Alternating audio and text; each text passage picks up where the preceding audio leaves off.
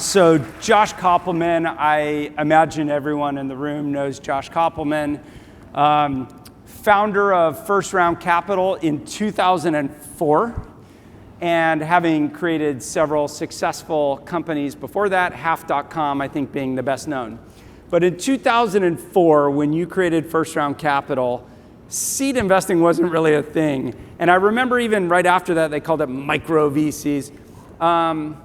But a lot has changed. I read $8 billion went into seed investments last year. Like, give us some context, 2020, just what has changed in the ecosystem. Well, it's been transformational. I mean, what started off as a contrarian idea, which was institutionalizing seed stage, is now extremely consensus. There are over 1,000 seed stage funds that have gotten started in the last 5 years. And it's had massive impacts because seed as an asset class, it's easier to flood than a later stage asset class, where you could see companies that have raised $8 billion. You now see an asset class that's raised $8 billion. Sort of the best metaphor that I can use is I have friends who are traders on Wall Street, and they work at hedge funds, and there are two types of trades. There's some where they're picking stocks, and there are others where they're looking for an edge or an arb or an insight. They're trying to find a misallocation of capital, and oftentimes when they find those arb strategies or those trades, they are looking, those trades tend to be capital constrained, right? So whether it's decimalization or speed or whatever it is, you're finding you think you found a market inefficiency or market dislocation and you're trading on it. And then as more people become aware of it, like the arb disappears and the trade gets inverted and you don't make money. So when I look at seed, back in 2004 to 2014, I think funds could make money on the picking the companies, but also on trading the arb of a dislocation, a lack of capital that was like, while venture funds were getting bigger, companies needed less initial capital to get started, and there was a lot of money that was made on that arb, on that market inefficiency. That has now gone away. Right. You no longer have, if anything, it's inverted the other way. So today, the way you have to make money in seed is purely on the pick, and you're almost doing it against the market tide rather than with the wind in front of you rather than behind you. When I talked to you 8 years ago, and I was racing around to every VC saying, "What have you learned about the business? What do you know? What's unique?" You said to me, I think this business is 70% picking the right founder, because everything that comes after that, you can maybe make 30% of a difference.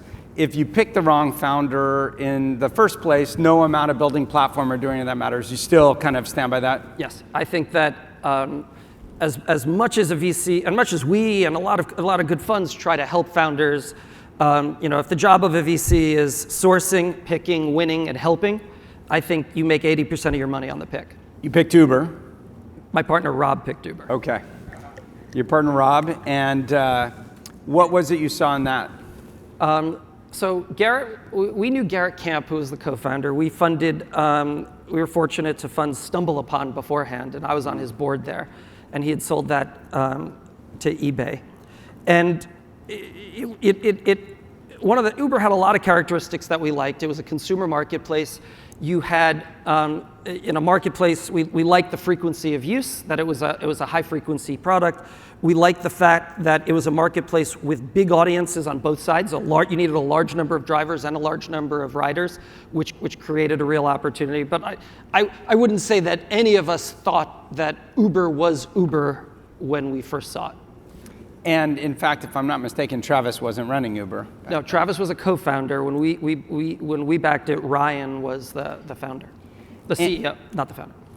Given how many new funds are in the room that have been created in the last 5 to 10 years, given how you view the market today, where there's so much capital, where there's no arb, where it's all in the pick, like, what advice would you have for people?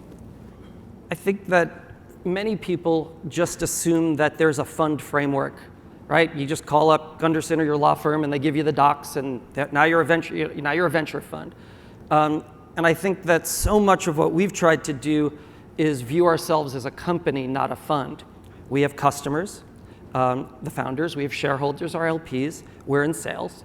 We have a product, which is a set of experiences, software, knowledge, know-how, and network that help our companies win.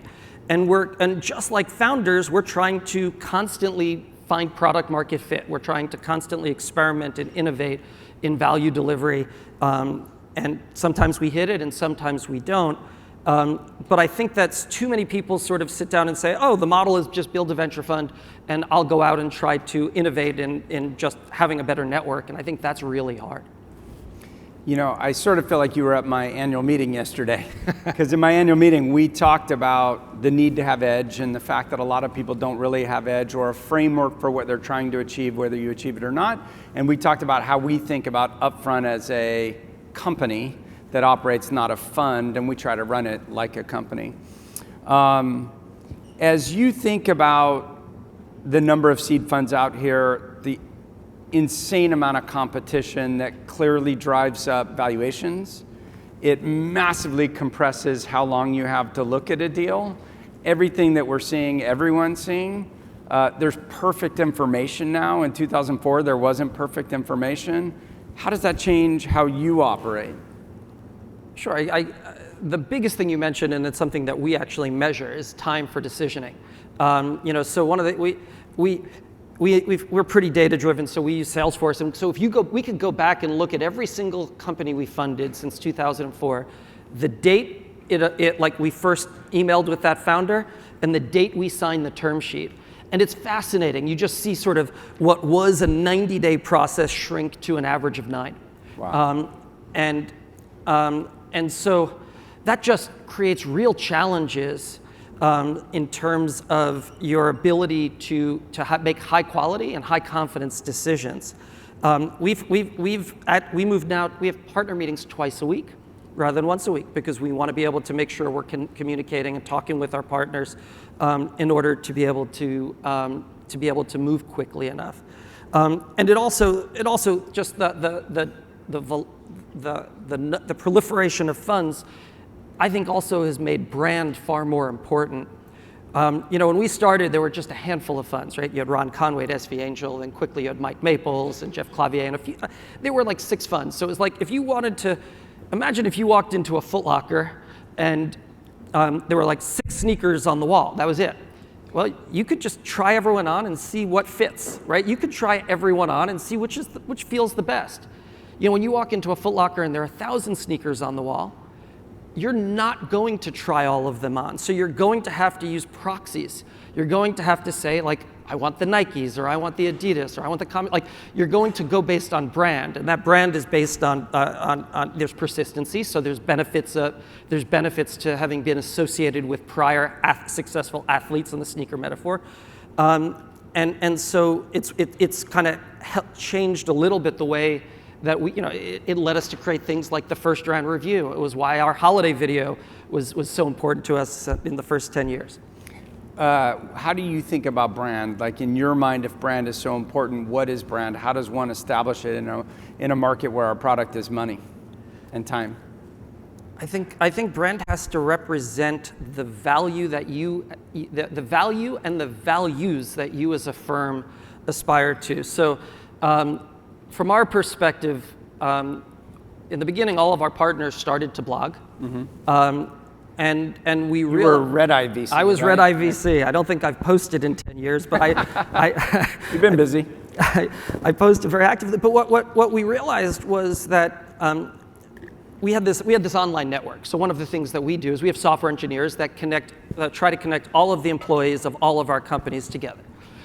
So if you're a mobile marketing manager at an up-and-coming company and you want to know how to get featured as the Apple App Store recommendation of the week, maybe you could ask me, but it would be much better if you go on Network and ask the mobile marketing manager at Warby Parker, Hotel Tonight, Square, Uber, at other companies that have done it, and just ask them directly.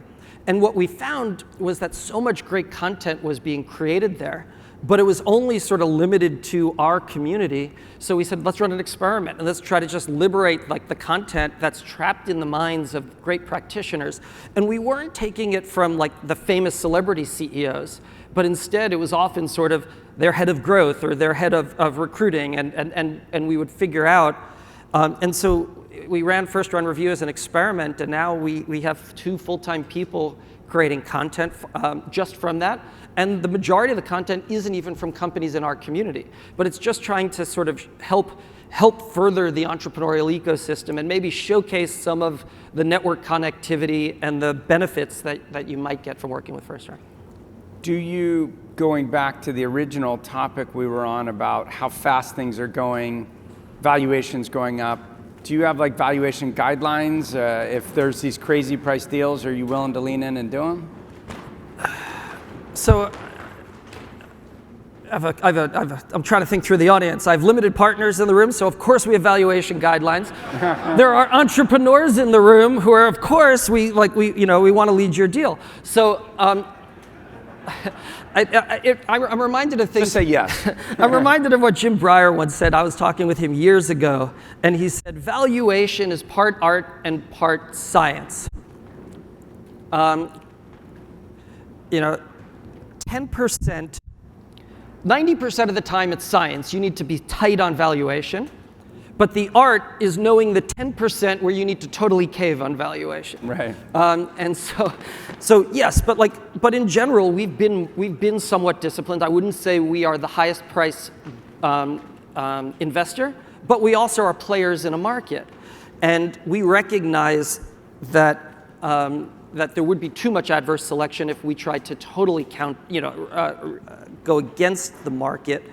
The hard part is that the math of venture is simple. Like, it's really humbling, this business. You've been doing it a long time. The more I do it, the more I remember the times I banged the table for something or against something, and I look back sort of with hindsight and I just cringe. But there are 2 numbers that matter: the price you get in at or the price you exit at. And when we first started, we were talking about $4 million pre-money valuations, and now you're seeing some companies that raise seed at 12 or higher.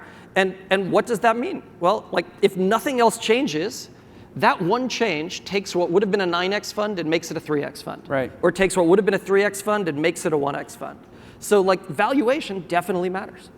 Although exit prices have gone up too, so if you get in the right deals, it kind of works out. Yes. Well, if you get in the right deals, you're fine if you overpay. Yes. The 10%, right? The VC mantra for early stage investing is VC investing at early stage is a local business. So most of your investments are in Philadelphia, I assume. So how do you think about geography, and how do you bridge geography? I know you have partners in San Francisco. I think you have partners in New York. Yeah, our largest office you're in is San Francisco. Philly's the smallest office. We have 30 people in San Francisco and 6 or 7 in New York. But I think that's a little dated, that mantra. I think that we've been, you're looking around and you're just seeing a real boom in distributed companies. And we've operated as a distributed company now for the last 13 years. What tools do you use to do that? What's had the biggest impact? So video conferencing by far. Okay. And you have to build things, you have to build culturally connective tissues to have time in person. So we do 2 partner meetings instead of 1, both because of time, but also it gives us as a partnership more time to interact. Every month or so, we try to do an in-person dinner of all the partners. So on Monday, the East Coast partners, for example, this week flew to San Francisco, and we all had a meeting. We do partner retreats twice a year instead of 1 time a year. And we're pretty good about using like Salesforce and other tools so that knowledge gets distributed pretty quickly, either in terms of how portfolio companies are operating, the needs that our portfolio companies have. We have a platform and operational support team of over 30 people, so we want to make sure that if I know what a company is looking for or how to help a company, that it doesn't just depend on me, but we could unlock it elsewhere. And we haven't found, like, I'll tell you that, my partner Bill is out west, and he takes most of his initial meetings now are even Zoom meetings. So I find that the distance thing is less important. We focus domestically because we think that's where we can help. So we haven't tested the theory by really funding that much overseas. Right. But at least domestically, I feel pretty comfortable that a distributed organization as a partnership can work. Speaking of brand, first round capital pretty much lays out what your point of your fund is. I remember 96, and in fact, that's when Upfront was first created, 1996. The biggest funds in Silicon Valley were $150 million. Now they're raising billions. And to the best of my knowledge, I don't think you ever raised second round capital. And we own secondround.com. Oh, you do? Okay. Yes. So, but that's was more that defense or? That's defense. Okay. That's defense. That's defense. How, I mean, obviously your returns have been spectacular. How come you haven't ever raised a larger fund?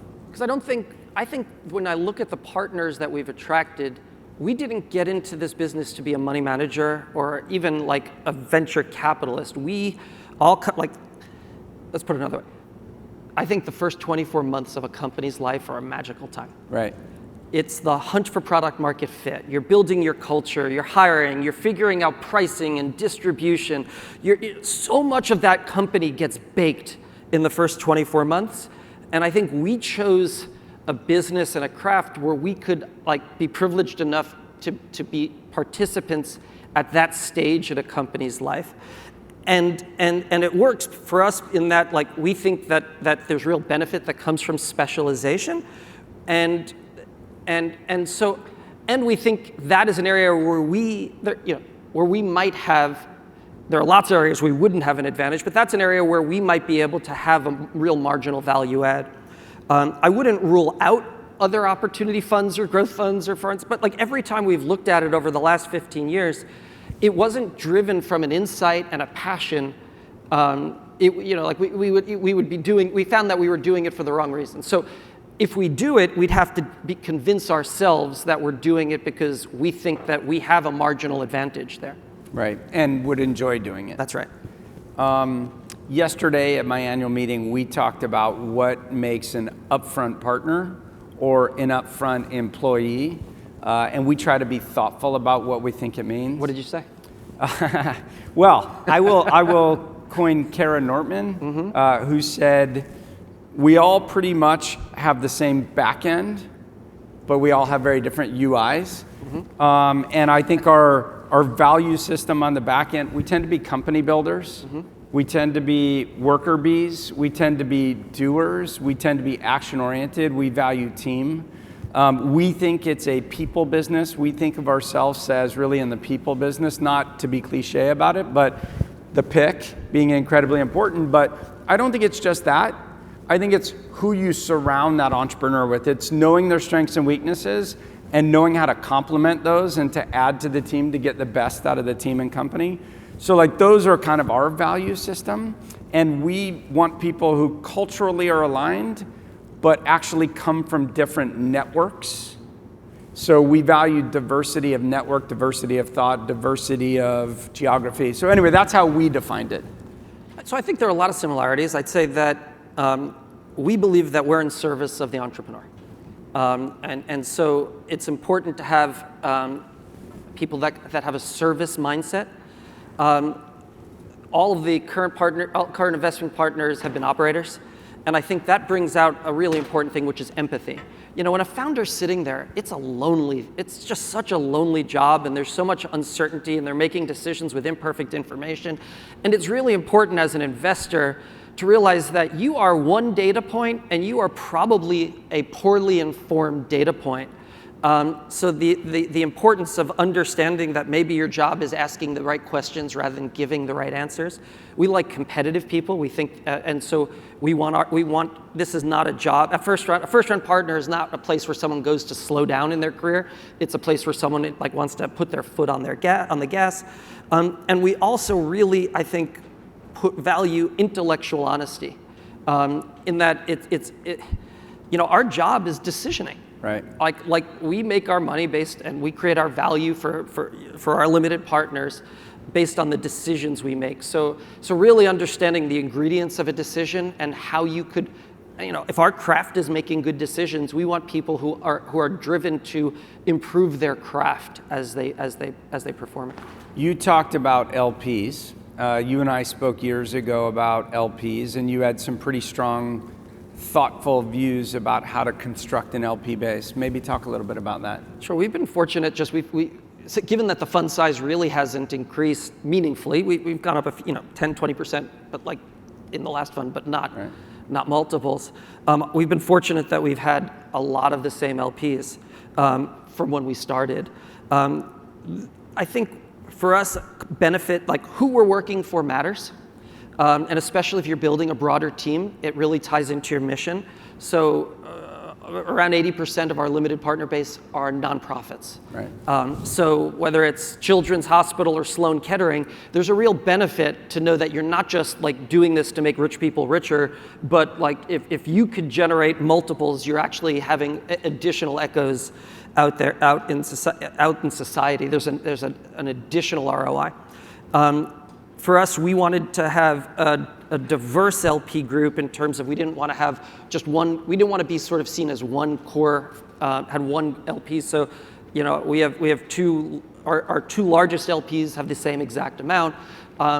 We wanted people who are really committed to the asset class, where this is not an experiment for them, but they understand the challenges of venture, and that look, we would have to perform, but we didn't want to be.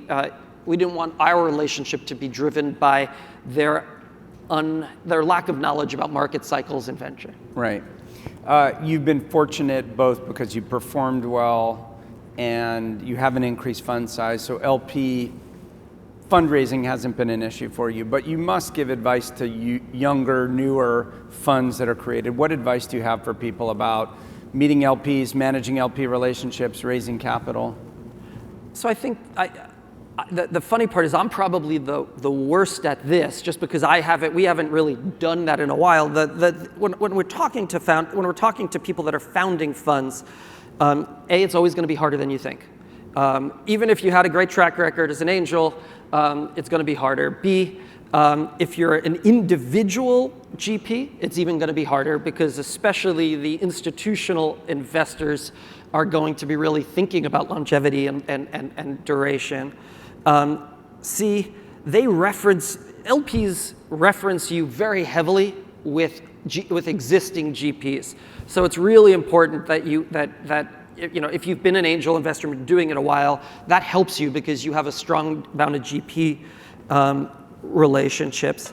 And I would find that transparency is super important, and lack of promotion.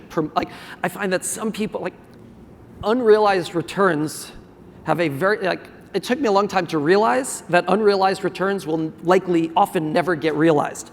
And I think that made sense. But LPs know that. And so when you walk in and you're promoting your IRR and you've been doing it for 18 months or 36 months, there's so much unknown there that I think walking in with that level of humility is important. You could talk about why you're excited about companies, but talking about numbers, I think, is false precision. The flip side is we have many LPs here. What advice do you have for LPs in how to be thoughtful about which VC managers to back? I think many people walk in and talk about their network or talk about their relationships. For me, and LPs probably put too much emphasis on calling other GPs. Mm-hmm. So they'll call me and say, what do you think of this fund? And maybe I have a point of view, but often you might not have much to add. What I think is really important is trying to understand the quality of their decisioning. Too many people in our industry suffer from resulting. So I don't know, I'm a big fanboy of Annie Duke. She's a famous poker player, and she wrote a great book called Thinking in Bets. And she talks about resulting. And resulting is when you judge the quality of a decision by the quality of an outcome. So tonight at your party, I could have 5 drinks and choose to drive home. Dumb decision. Please don't. But if I drove home and got home safely, you wouldn't judge the quality of the decision by the quality of the outcome. You wouldn't say, I got home safe, that was really smart. You would say that was a dumb decision. And likewise, there are times where as investors, we've made bad decisions that have had good outcomes. And when you're dealing with sparse data, which you're dealing with in venture, it's really easy to get influenced by solely judging the quality of the outcomes. And so if I were an LP, I would be pushing people to really understand the quality of the decisioning. why did you choose to meet with this founder and not that founder? What was it that, like, I would really be unpacking the decision hygiene that that person makes. The other thing I would just add for me, for LPs, is understanding the dynamics between the people who make the decisions, and who's making the decision. It's pretty critical, the dynamics of it. So I really, before we go, have to ask you about platform. You have, with far fewer resources than, say, Andreessen Horowitz, which has invested heavily in platform and done very well with platform services, but you've been really a pioneer. From early getting CEOs together, educating them, first round review. How do you come up with ideas for platform services, and what do you think the innovations are going to be of the next decade? Yeah, so we invest very heavily in that. I'd say it's the single largest sort of it's the single largest capital deployment for us. And the reason why, and we have a partner who's solely focused on it. My partner Brett is tremendous, and he's the one that comes up with most of these things. But the basic view stems from the fact that as much as you and I talk about wanting to fund software-based, non-human services, network effect-driven businesses, by and large, venture is a non-software-based, services-based, anti-network effect business. If I'm a traditional VC and I'm point on 5 companies, I could spend a day a week with them. If I'm point on 10, so I add 5 more, I can now spend a day every other week. So each time you add a new node to the network, you're reducing the value. Most of all our platform initiatives are attempts to try to build network effects into our business. So our online network, for example, now we have thousands of employees at all of our companies, across all of our companies who are helping each other. So when someone comes to me and says, could you recommend a good PR firm for a B2B launch? Sure, maybe I could, but we have hundreds of other people in our community that could do that. And First Round Review is about trying to create network effects, and Dorm Room Fund is about trying to do that. So what we're trying to do is sort of eliminate the thought that value delivery comes from, like, I'm arrogant enough to believe that I have all of the good answers in my head and I will enlighten my founders, but instead sort of having our founders and the teams they hire help each other. I have been a long believer that VC is not a one-to-one business, and too many people prosecute it as a one-to-one business. Well, this is why this is why we do events like this. So I could sit here all day and ask you more questions, but thank you to Josh Kopelman for coming out for this. Really appreciate it.